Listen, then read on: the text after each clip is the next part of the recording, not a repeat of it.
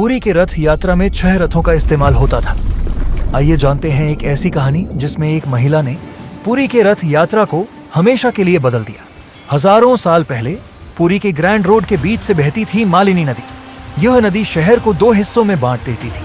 तो कैसे संभव थी रथ यात्रा? रथ यात्रा के समय बनाए जाते थे 6 रथ।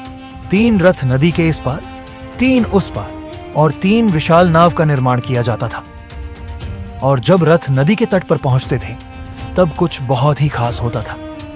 चतुर्धा मूर्ति को रथ से उतारकर नाव में बिठाया जाता था और इस तरह यह नदी पार की जाती थी। इस पूरी प्रक्रिया में काफी संसाधनों का इस्तेमाल हो जाता था, लेकिन जल्द ही सब कुछ बदलने वाला था।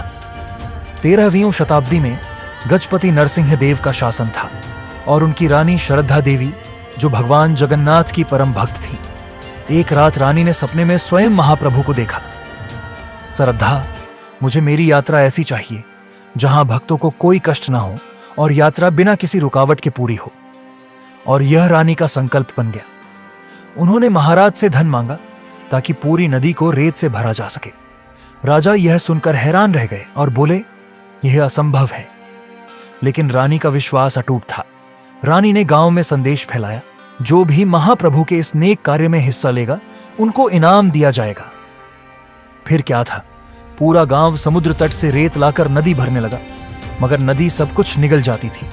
यह देख चिंतित रानी महाप्रभु का स्मरण करने लगी और तभी उन्हें एक और स्वप्न आया। श्रद्धा, यह नदी मेरे भक्तों की भक्ति से भरेगी, इनाम के लालच से नहीं। यह सुनते ही प्रभु के भक्त बिना किसी स्वार्थ के मदद के लिए आगे आ गए और तभी हुआ एक चमत्कार।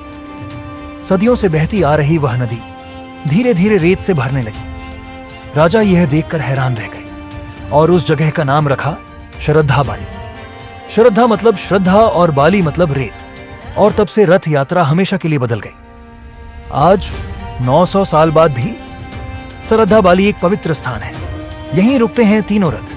यहाँ की रेत को कहते हैं वज्र धूलि, यानी पवित्र धूल। और सबसे खास बात, 2018 में IIT खड़गपुर के वैज्ञानिकों ने सैटेलाइट इमेजरी और ग्राउंड रडार से ढूंढ निकाली एक 128 मीटर चौड़ी जमीन के नीचे दबी नदी। यह कहानी कोई दंतकथा नहीं थी, यह प्रभु की भक्ति का ठोस प्रमाण था।